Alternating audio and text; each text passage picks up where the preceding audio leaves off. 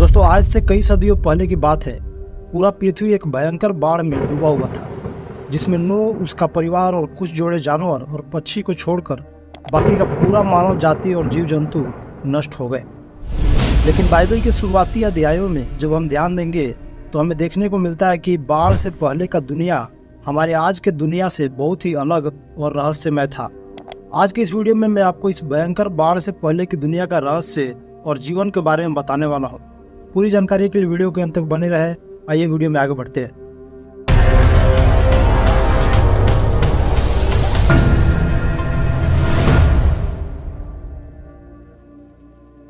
दोस्तों, नूह के समय में जो जल प्रलय हुआ उसके पहले का दुनिया बहुत ही अद्भुत था।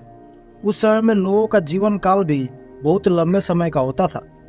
बाइबल के अनुसार उस समय में सबसे अधिक आयु तक जीवित रहने वाले पुरुष थे मतुसेला, जो 969 साल तक जीवित रहे थे, और दूसरे नंबर पर नाम आता है एरेद का, जो 962 वर्ष तक जीवित रहे।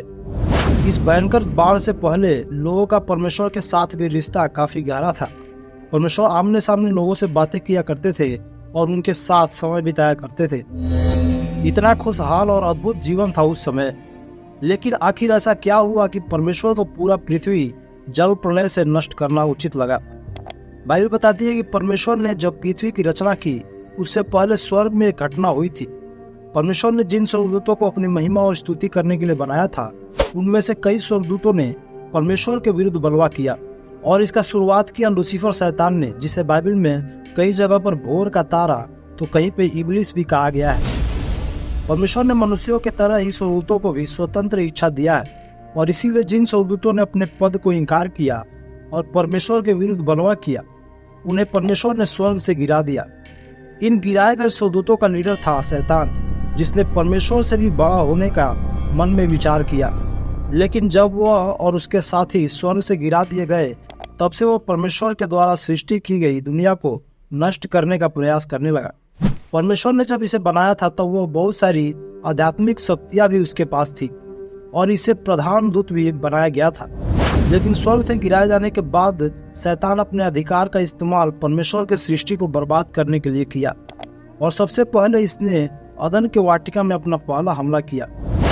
अदन का वाटिका वह स्थान था जहां पर दुनिया का पहला मनुष्य आदम और हवा बनाए गए थे, और उत्पत्ति अध्याय 3 उसका 8 के अनुसार यहीं पर परमेश्वर उनसे रोजाना दिन के ठंडे समय में मिलने आया करते थे।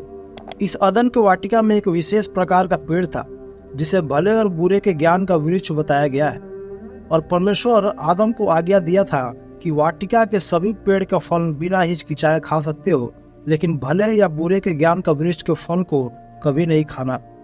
शैतान तो शुरुआत से ही इंतजार में था कि कब उसे मौका मिले कि वह मानव जाति को बर्बाद कर सके, और वह समय आया जब शैतान ने सर्प के वेश में हवा को अपने बातों में फंसाया। उसने हवा को बहकाने के लिए उसके मन में संदेह डालकर 3 रणनीतियों का इस्तेमाल किया। पहला, उसने हवा के मन में परमेश्वर के आज्ञा के बीच संदेह डाला कि क्या सच है कि परमेश्वर ने कहा है। दूसरा, उसने हवा के मन में संदेह डाला कि परमेश्वर के आज्ञा का उल्लंघन करके फल खाने के बाद तुम नहीं मरोगी बल्कि परमेश्वर के तुल्य हो जाओगी। तीसरा और आखिरी रणनीति का इस्तेमाल किया उसने हवा के मन में लालच डालकर। आखिरकार हवा सर्प के बातों में बहक गई, और जिस वृक्ष के फल को परमेश्वर ने खाने से मना किया था उसे वह खाई और आदम को भी खिलाई, जिसके बाद परमेश्वर का क्रोध उनके ऊपर आया, और अब उन्हें परमेश्वर ने अदन के वाटिका से बाहर कर दिया, जहां पर दुखी दुख था और उन्हें अपना जीवन बिताने के लिए कठिन परिश्रम करना पड़ता था। लेकिन इस बीच भी परमेश्वर ने इन्हें बहुत आशीष दिए। आदम और हवा से 2 पुत्र हुए, कैन और हाबिल। ये बचपन से ही परमेश्वर के बारे में सुनते हुए बड़े हुए थे, इसीलिए वे जानते थे कि इन्हें परमेश्वर को भेंट अर्पण करना चाहिए। दोनों भाइयों ने परमेश्वर को भेंट अर्पण करने की तैयारी शुरू की, लेकिन परमेश्वर ने केवल हाबिल की ही भेंट को ग्रहण किया। इस बात से कैन बहुत क्रोधित हुआ और परमेश्वर के चेतावनी के बावजूद अपने भाई हाबिल को धोखा दिया और उसका हत्या कर दिया। बाद में फिर परमेश्वर के दंड के अनुसार कैन को अपने घर और परिवार से दूर भटकने वाला बनकर जीवन बिताने की सजा दी गई। कैन आगे चलकर नोद नाम के देश में बस गया, जो अदन के पूर्व में था। उसने वहीं की लड़की से शादी किया और उससे एक पुत्र का जन्म हुआ, जिसका नाम उसने हनोक रखा। इसी के नाम पर कैन ने एक नगर भी बसाया। कैन के वंशजों में उस समय के प्रभावशाली लोग शामिल थे। ये लोग परमेश्वर के विरुद्ध पाप करते रहे और पृथ्वी पर बुराई बढ़ता गया। वहीं दूसरी तरफ परमेश्वर ने आदम से एक नया वंश का शुरुआत किया। आदम और हवा को हाबिल के बदले परमेश्वर ने एक और पुत्र दिया जिसे सेत नाम दिया गया था। लिखा उत्पत्ति अध्याय 4 उसका 25 और 26 में। और आदम अपनी पत्नी के पास फिर गया और उसने एक पुत्र को जन्म दिया और उसका नाम यह करके सेत रखा कि परमेश्वर ने मेरे लिए हाबिल की संति जिसको कैन ने घात किया एक और वंश ठहरा दिया है। और सेत के भी एक पुत्र उत्पन्न हुआ और उसने उसका नाम एनोस रखा। उसी समय से लोग यहोवा से प्रार्थना करने लगे। दोस्तों, बाइबल बताती है कि सेत का वंश जब आगे बढ़ा तब एनोस का जन्म हुआ और उसके जन्म के बाद से ही लोग परमेश्वर से प्रार्थना करने लगे। शैतान ने तो मनुष्य को परमेश्वर से अलग कर दिया था ताकि मानव जाति नष्ट हो जाए, लेकिन एनोस के जन्म के बाद लोग फिर से परमेश्वर के करीब आने लगे। इसमें कोई आश्चर्य की बात नहीं है कि जब सैकड़ों साल के बाद परमेश्वर को एक आज्ञाकारी सेवक की आवश्यकता हुई तो उसने सेत के वंश से ही नूह को चुना।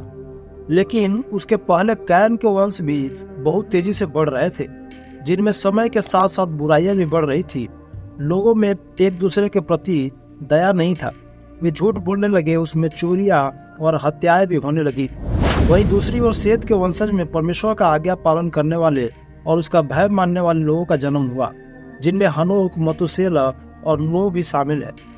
इस दौरान मनुष्य की उम्र भी बहुत ज्यादा होती थी। दुनिया का पहला मनुष्य आदम 930 वर्ष तक जीवित रहा और उसके बाद उसके बच्चे भी उसी के जैसे लंबी उम्र तक जीवित रहे। सेत जो आदम का पुत्र था वह 912 वर्ष तक जीवित रहा। सेत का पुत्र एनोस 905 वर्ष तक जीवित रहा। जैसे जैसे मनुष्य पृथ्वी पर बढ़ रहे थे, उनके पूर्वजों ने उन्हें पृथ्वी के तौर तरीके सिखाते गए, जैसे कि जमीन पर खेती करना, जानवरों की देखभाल करना, और साथ ही यह भी सिखाया कि परमेश्वर से कैसे जुड़े रहना है। इसके बावजूद भी कई लोग परमेश्वर की आज्ञाओं का पालन करने में असफल हो गए। लेकिन बाइबल एक व्यक्ति के बारे में बताती है कि इस बुराई से भरे संसार में भी उसने अपने आप को परमेश्वर से जोड़े रखा और उसके आज्ञा का उल्लंघन नहीं किया, जिसका नाम है हनोक। पहला हनोक वह था जो कैन का पुत्र था, लेकिन यहाँ जो हनोक है वह एरेद का पुत्र है, जिसके बारे में बाइबल बताती है उत्पत्ति अध्याय 5 उसका 24 में। और हनोक परमेश्वर के साथ साथ चलता था, फिर वह लोप हो गया क्योंकि परमेश्वर ने उसे उठा लिया। हनोक का परिचय दूसरों की तरह ही वर्णन किया गया है, लेकिन इस तथ्य के बावजूद कि वह बाकी लोगों की तरह लंबे समय तक जीवित नहीं रहा, उनकी गवाही बहुत ही अद्भुत है।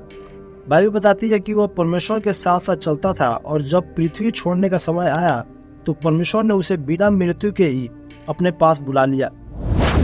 हनोक एक ऐसे युग में था जो पूरी तरह से बुराई में फंसते जा रही थी, लेकिन इसके बावजूद भी वह अपने आप को उन बुराइयों से दूर रखा और आखिर परमेश्वर ने उसे पृथ्वी से उठा लिया, क्योंकि यह पृथ्वी उसके लायक नहीं बच गई थी।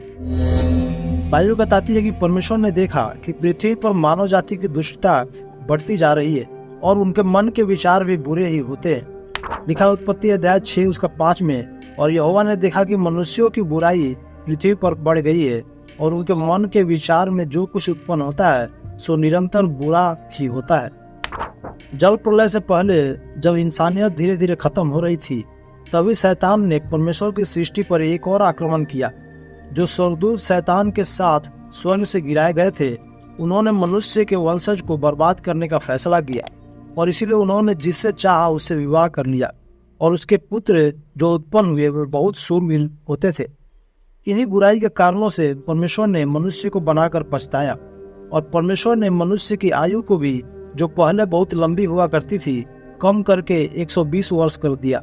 फिर भी जब मनुष्यों ने बुराई करना नहीं छोड़ा, तब परमेश्वर ने इस पृथ्वी को सारे जीव जंतु सहित ही जल प्रलय से नाश करने का फैसला किया।